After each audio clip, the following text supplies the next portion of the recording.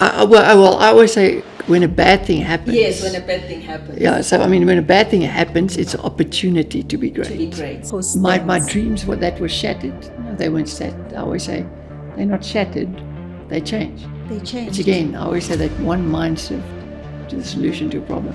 So I had figured out eventually how to dress every item without any tool, with no hands moving. Mm-hmm. Remember, my fingers don't move. Yes. How do you put a sock on without a tool? And the key thing is when you just go and just live it, in whatever shape or form your body can give you, you can go and just live it. Who does a U-turn because he sees his dad coming up there and he doesn't look behind him. And I try and I go wider and wider to swing to not hit the sky, and I just can't miss it. And it's funny because it's also October, exactly 10 years after my accident.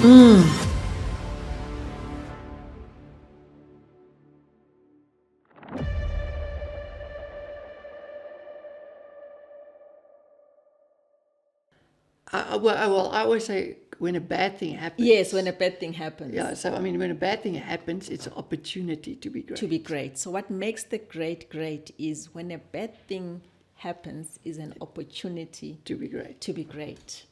And I mean, with that, I always talk about you're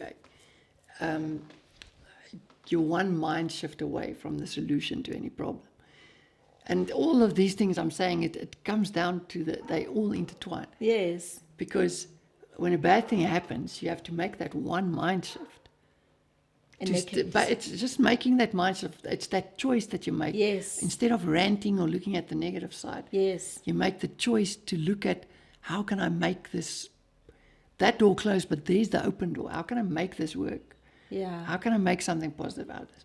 How can I make something great out of this? How can I turn the bad situation into a great situation? But you need to make that mind shift first in your mind to choose Yes. how you're going to make it When great. that bad thing happens, Look at what you can use, Yeah. and then it can turn into something great. And to realize that something great isn't the gold medal. Something great could be a stupid thing as a smile. or being nice to people. Yes. That opportunity You know, it's to the be small great. things sometimes. Wow. But a bunch of small things can accumulate into some massive thing. And that's what makes greatness. Exactly. Wow.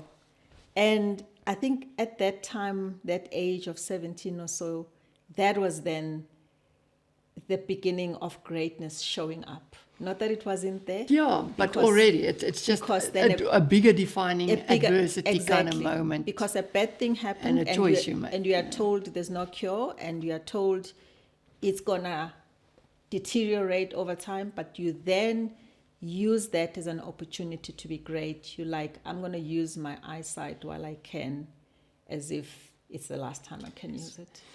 And I mean, with all of that being said, at the same time also believing that God can heal and do miracles. Exactly. Or change. And if I say up till today, there's still no cure, but they're damn close to something. But it might be too late for me. But at the same time, while you still believe anything is possible for God, God gives you but yet another you have day. to live every day Exactly. as though there's no tomorrow, Wow. obviously. So For today, thank you so much, Pieter. What makes the great great? When bad things happen, it's an opportunity to make To be a great. mind shift and make a choice and be great. That's So what much. makes the great great. We will continue with this conversation. I have so much to take in today. In fact, I'm going to re-listen to this and write all the quotes that you gave us today, because I want to bring them in our next conversation. And I Yeah, want but, to... but that's the best of me now. So now it's going to be all downhill from here. No. No, I'm The kidding. No, I the mean, reason why I'm going to hold on to them is I will bring them because they yeah, matter the they'll most. come through everywhere, basically. Yeah. You have given us the best defining moments. You've given us everything else. I think as we continue with the conversations, this foundation now will tell us how and why they're pressing on, they're pushing on, they're wanting to live more, they're wanting to inspire more with what you have, who you are, and everything that is allowing you or limiting you, but you still press on to inspire. And that for me is what makes the great great. You've given us so much. I actually, I have so much. I really want to go and write it down and just sit in it until we have our next conversation. So that is it for today in this conversation with greatness. I am sure in your own way, in your own season, there's a lot that you are taking in. Before I close out, I just want to hear from you, Pieter, if you've got any closing words for this session, for this first conversation that we've had, over and above all the quotes that you have given us, but any closing words that, you know. Looking at that part of the life that we've gone up to high school, 17 years, that diagnosis, and just anything that comes to mind. Yeah, look, I think for me the key thing is just, you know, I've said it now before, but the focus is so on sport and so on, but it's the point is it's holistic, you know, and that academics is important, that the balance is important, but that, you know, you don't have to do sport, you don't have to do that good or that good. You need the basic tools in life to be able to live life and make those purposes. So, because I'm always so scared that kids just focus on the sports and forget about the academics. You know? So, no, they definitely, that is. But in terms of closing words, I mean, for me, those are the pillars of my life, to be honest. You know. But behind all of it, I just feel that faith remains a backbone of all of this. And I honestly feel that a lot of these things, morals, everything, definitely trickles from my faith, you know. And that's the basis of it. You know? God is the foundation. And you know, as much as what makes the great great, I love being great, is that it's great that others see me as great, but I'm actually just a normal person, just living life. My dreams that were shattered, no, they weren't shattered. I always say, they're not shattered, they changed. It's again, I always say that one mind shift to the solution to a problem. That one mind shift of how you think of something and how you choose to think of something. And that's my thing. It's just changed. Can I write that down? One mind shift gives you a solution. You're only one mind shift away from the solution to any problem. Okay, you're only. I'm sure the listeners will be writing as well. You're only one mind shift away from the solution to any problem. And this is this crossroads that you get to. But the thing of, you know, for me about this whole, but why would God want to hurt you? This is exactly my point. People think God hurt me, or he caused that accident, or because he can control everything and he can stop everything, which is, you know, I believe that's true. But like I said, I feel things just happen on that day in a way. Random things sometimes happen. And I was in that accident. But geez, God didn't hurt me. He just made me stronger through the accident. There wasn't a second from when I landed on that floor, from when my parents told me, you got really badly hurt, you broke your neck. I mean, I wish when I was lying on that bed that I could tell my parents, it's okay. I wish I could touch them and say, don't worry. It's okay. I'm okay. Because I was just okay all the time. I was calm all the time. All of those days, all those moments. So, and this is for me where I feel, but God wasn't not there. He didn't hurt me. He was there. He was actually helping me. He was the one carrying He was there carrying me, stronger, as keeping me strong, keeping me motivated. Keeping me in the middle of the coma, in the middle of this. And even, I mean, after the accident, which we'll get to, going to rehab, etc. I mean, since that day up till today, I have not had one bad moment of questioning or asking why even. Of being in this wheelchair, being a quadriplegic. So I wrote this. You are only one mind shift away from the solution to any problem. And And again, it all ties in with bad thing happens. It often. does. They all, like I say, It does. all these things are intertwined in the end. And you saying that, the wise will come when we go to God. We're like, but why are you doing this? Why are all these things happening to me? Why are you allowing these things to happen to me? And yet you are saying that God was here when you were running on your feet, and God is here when you're running using my arms and your wheels arms. rolling. And because that's just the still mind running. shift Yeah. that gave a solution to the problem. Yeah. And I mean, that becomes a figure. That is literal. Yes. And that picture is literal. It is but literal. Me saying I'm still running. Look, I come from running is my passion. Yes. That's where now all sports are my passion, and triathlon became the passion.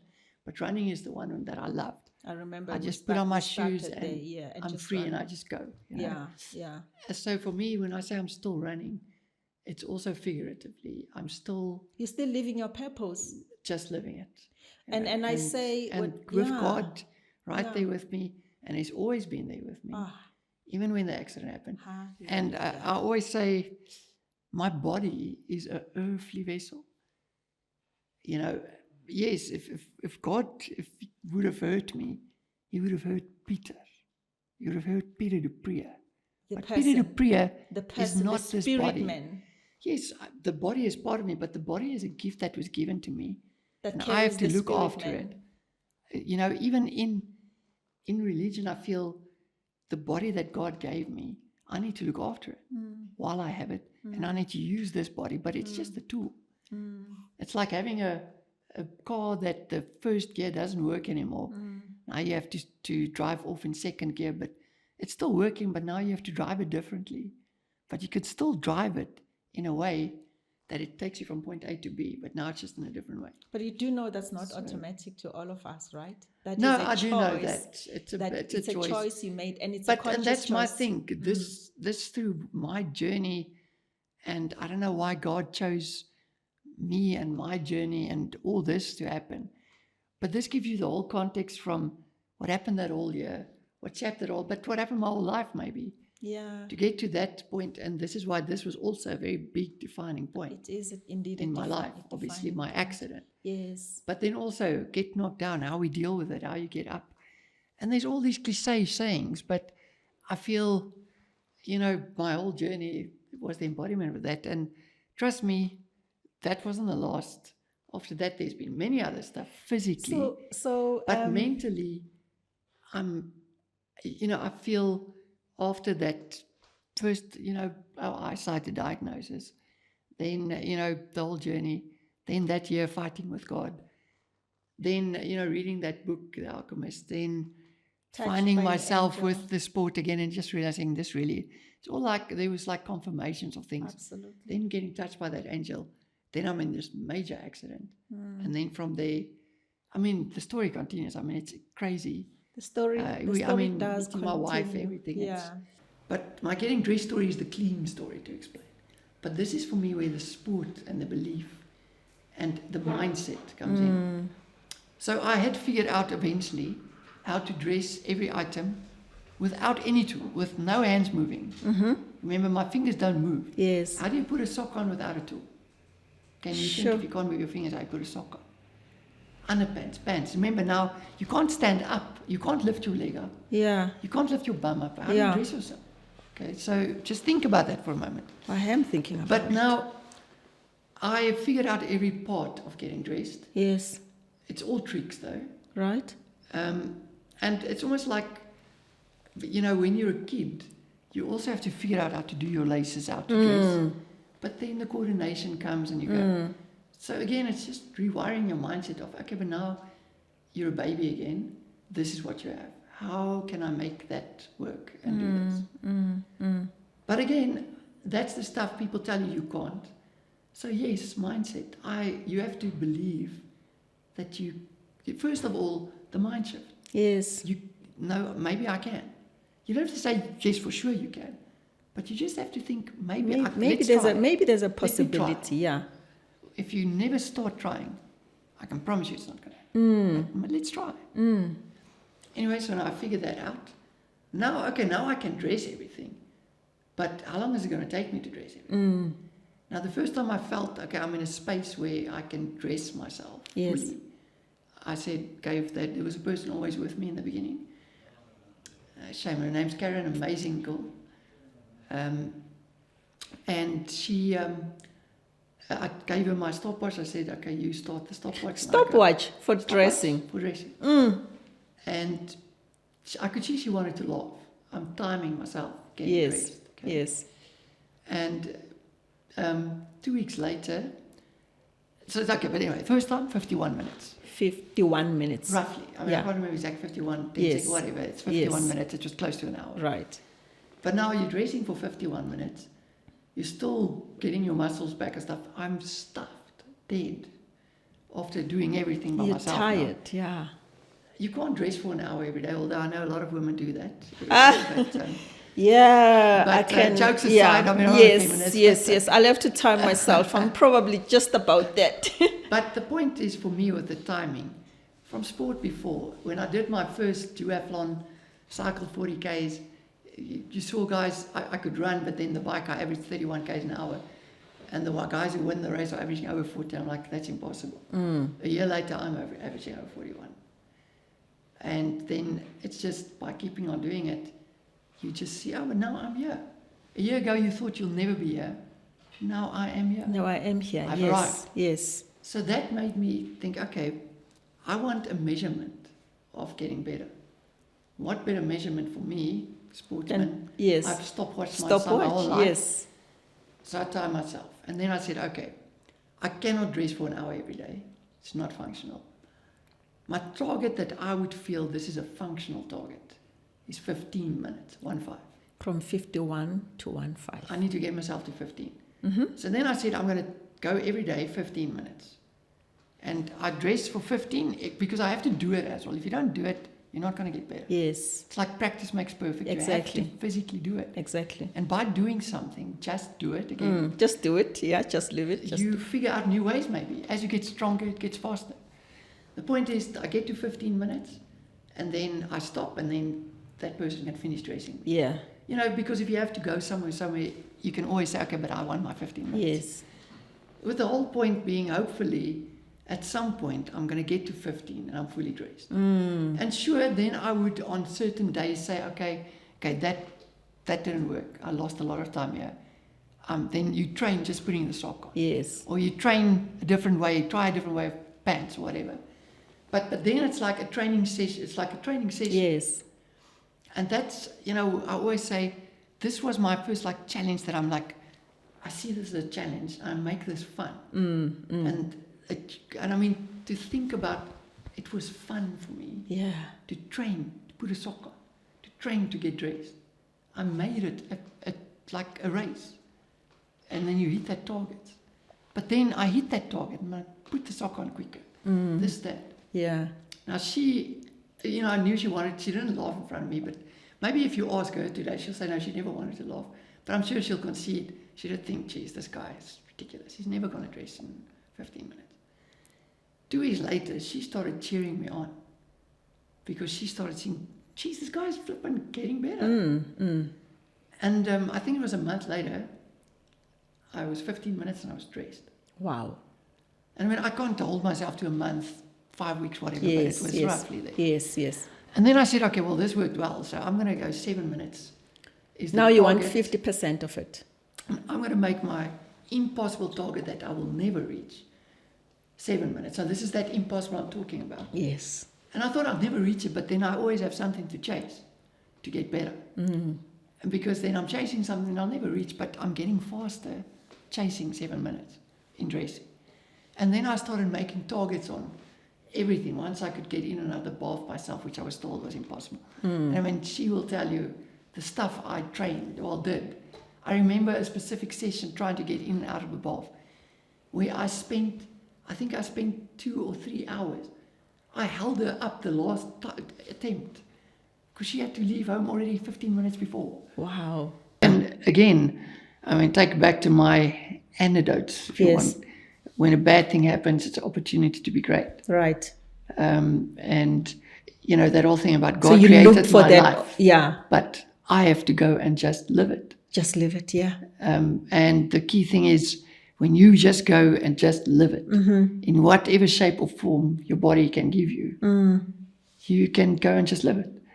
But the point is you need to get to that point of seeing, okay, bad situation, you've got a choice. You can choose. I always say it's two choices. It's a choice. You've got the choice. You can choose to turn the bad situation into something good. Then people tell you, how do I do that? I can't tell you whatever your situation is. I can't tell you, no, this is how you do it. But as long as you have the mindset and the lookout to see that, okay, but there is a possibility. So let's try first. And that's the whole thing about even my dressing story that I always say about if you try and you keep trying, you might never get to the end goal, but you'll be a hell of a lot closer than if you never even started trying. Yes. And that's what I mean with that mindset rewiring. Yes, yes. How my brain is wired is that part was easy to choose to look at the open doors and not the closed doors. Yeah. To make the choice to see, look for but how can I still make this work? Even though Yes. somebody tells me, it's not like, okay, a broken leg, you can be down and it's a bad situation, but you sort of know that that leg's going to heal. Yes. In my case, unless it's a miracle, and if you talk about probabilities, let's take God out of it.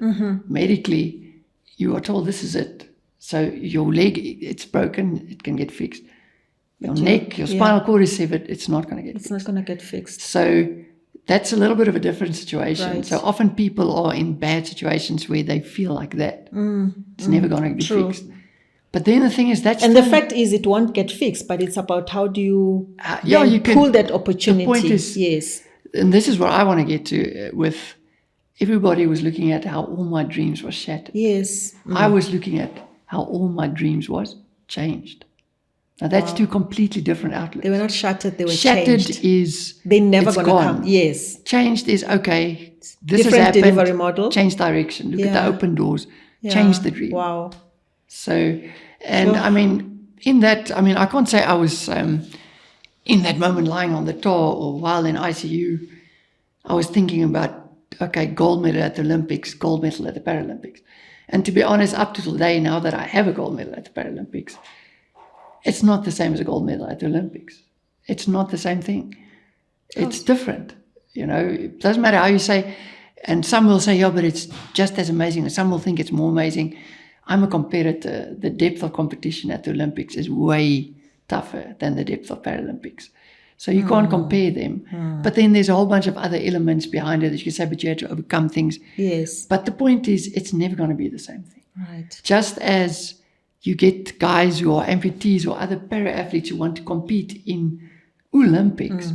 And I feel it doesn't matter if they compete there, it's still two different things. And I feel you need to realize that when you run with a leg, whether you have an advantage or not, that for me is not the point. It's not apples with apples. It's changed. Wow. And walk with it and get over it. So you also then had to accept the fact that it has changed and be comfortable with it and still say, okay, in its changed form, I will still push through. Yes. And or how can I make that change form be purposeful still? How can I make the change form be purposeful? But I mean, like I say, in that moment, that wasn't necessarily the key thing that I was focused on. I realized, okay, those dreams of going to the Olympics, if I never walk again or I don't heal, it's not going to happen. So I can't tell you right there and then I knew what would be available at the Paralympics, because in the end, in 2008, there was nothing for me at the Games in terms of my disability category, etc. So even then, I wouldn't even be able to win a gold medal in the sports that I was actually passionate good about. At, which is athletics and And I mean, because the only sport there for quadriplegic of my level was wheelchair rugby, really, that was available to do. And then it's a team thing. Yeah, and I played it. I played for South Africa, but up till now, we've never qualified in wheelchair rugby. Because the whole team has to be committed as hell. Yes. And, and it's not we are in South Africa and you have to play against other, so sport, it's difficult, team sports. Yeah. First of all, everybody needs to be training and serious like that, and there needs to be the numbers, etc. But on top of that, South Africa team sports going to Europe, now it's already disability sports, wheelchairs. It's not like you like get a soccer ball and you play soccer. You have to buy a wheelchair rugby chair, and that costs 100,000 rand. You know, now you already have extra costs just living a life in a wheelchair. Yeah, you know? just the normal life. And then you have, I mean, people that are less advantaged or poor that don't that have, also in the same situation. Now they have to afford they struggle to just get a chair to sit in every day, never mind a wheelchair rugby chair. But anyway, you know, so it was hard. But so in that situation, yes, that's how my brain was wired. It's changed. But of course, first you need to get your ducks in a row. You need to get your independence. Yes. I'm in a training session. Yeah. At the Cradle, same place on a Saturday. Yeah. It's a 6.5 hour ride. I'm going down now in terms of time. Yeah. Going towards the race. Yeah. But still, I'm going down. I'm doing 6.5 hours of riding. Yeah. But now I'm doing hard intervals and stuff. Yeah, yeah. And I'm in the middle of a 30-minute hard interval that I just started. I just spoke with my wife at a check-in. Yeah. She left. Again. Right. In the middle of a 30-minute hard interval going down a downhill 50 k's an hour. And then there's a rookie cyclist for the first time on a racing bike who does a U-turn because he sees his dad coming up the hill. And he doesn't look behind him. And I try and I go wider and wider to swing to not hit this guy. And I just can't miss him. And it's funny, it's also October. Oof. Exactly 10 years after my accident. And I can't miss him. And I hit him, I flip over, slide with the bike, and my arm makes a clicky sound. So the other lady that stopped is a nurse, and she says, no, she thinks it's broken. Anyway, so we phone my wife, I get in the car, obviously very careful, get to the hospital, my forearm is broken in 3 pieces. Ooh, 6 weeks before. Now I've done all these hours of training, all these beliefs, etc. And on the way to the hospital, again, you know, for me, that 6 months into this race was like, people talk about being in the zone. I was in the zone for 6 months. That's the hard part to explain. But it was like a spiritual journey. Yeah. And I just tell my wife, getting goosebumps. I think God is still going to make this happen. I don't think it's broken. Get to the hospital, x-ray, it's broken in 3 pieces. The doctor already can't understand what it means when I tell him I'm training for an Ironman and I'm a quadriplegic. He's like, what Ironman is this guy talking about? What Ironman? So what's broken in 3 pieces? My forearm, my ulna. So luckily it's the ulna, not the radius. Yes. But either way, people won't understand that part of it. But the point is, I have to get an operation, a plate gets put in. But my arm is in a cast. And you were supposed to continuously be in the rhythm to prepare. Sure. So now my arm is in a cast. So for 10 days, 2 weeks. You can't do anything. My arm is in a cast.